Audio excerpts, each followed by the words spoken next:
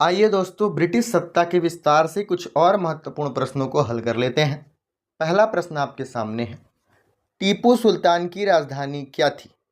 Option है रंगपट्टनम, मैसूर, बंगलौर या भाग्यनगर। इस प्रश्न का सही उत्तर होगा दोस्तों रंगपट्टनम। टीपू सुल्तान की राजधानी रंगपट्टनम थी।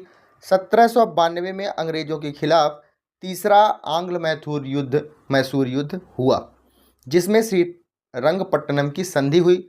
लेकिन 1799 में फिर से श्रीरंगपट्टनम में अंग्रेजों के द्वारा कूच किया गया।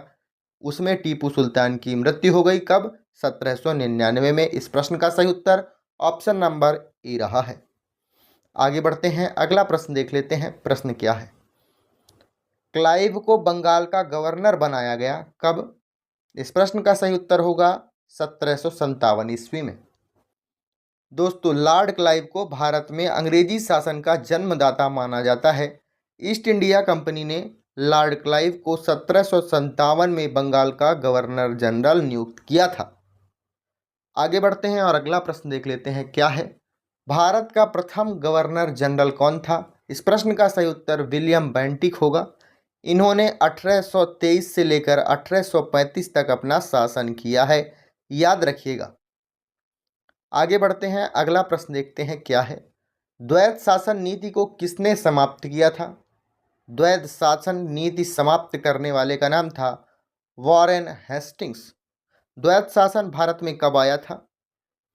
मुगल बादशाह के पराजित होने के बाद 12 अगस्त सन 1765 में इलाहाबाद की संधि हुई थी। उसी के साथ साथ द्वैध शासन आया था। 1765 से लेकर 1772 तक द्वैध शासन भारत में लागू रहा। इसे समाप्त करने का श्रेय वॉरेन हेस्टिंग्स को जाता है। अगला प्रश्न देख लेते हैं। क्या है? अंग्रेजों का सर्वाधिक विरोध किसने किया था? राजपूतों ने, मुगलों ने, सिखों ने या मराठों ने? अंग्रेजों का सबसे ज़्यादा विरोध किसके द्वारा किया गया? मराठों के द्वारा, क्योंकि मराठे भारत में भारतीय शक्तियों के हिसाब से सबसे ज़्यादा थी। आगे बढ़ते हैं और अगला प्रश्न देख लेते हैं। प्लासी का युद्ध जो कि 1757 ईस्वी में हुआ, ऐतिहासिक महत्व था क्यों इसे ऐतिहासिक महत्व का माना जाता है? क्योंकि इसमें भारत में फ्रेंच शक्ति का अंत किया, या फिर इसने बंगाल में ब्रिटिश वर्चस्व का मार्ग प्रशस्त किया, उसके बाद संपूर्ण भारत में ब्रिटिश नियंत्रण के लिए रास्ता खुल गया? इस प्रश्न का यही उत्तर होना चाहिए। बंगाल में ब्रिटिश शासन का वर्चस्व इसी के जीत के साथ हुआ। प्लासी के बाद बक्सर का युद्ध हुआ, याद रखिएगा 1764 ईस्वी में। आगे बढ़ते हैं और अगला प्रश्न देख लेते हैं। क्या है? ब्रिटिश सरकार भारतीयों को आधुनिक शिक्षा देना चाहती थी, इसमें उनका क्या उद्देश्य रहा? इस प्रश्न का सही उत्तर है भारत में अंग्रेजी शिक्षा को लाने का प्रमुख उद्देश्य था राजनीतिक सत्ता की नींव को सुदृढ़ करना। चलिए दोस्तों, अगला प्रश्न देखते हैं। क्या है? प्रशासन की अव्यवस्था या फिर कुशासन के आधार पर डलहौजी ने किस राज्य को ब्रिटिश साम्राज्य में मिलाया? इस प्रश्न का सही उत्तर होगा दोस्तों अवध। अवध को डलहौजी के द्वारा कुशासन के आधार पर अंग्रेजी शासन में मिलाया गया।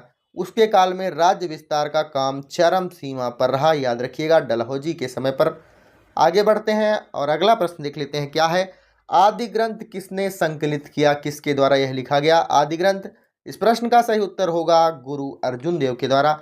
यह सिखों के 5वें गुरु थे। अर्जुन देव ने 1606 ईस्वी में इसे पूरा किया। इस प्रश्न का सही उत्तर ऑप्शन नंबर सी रहा है।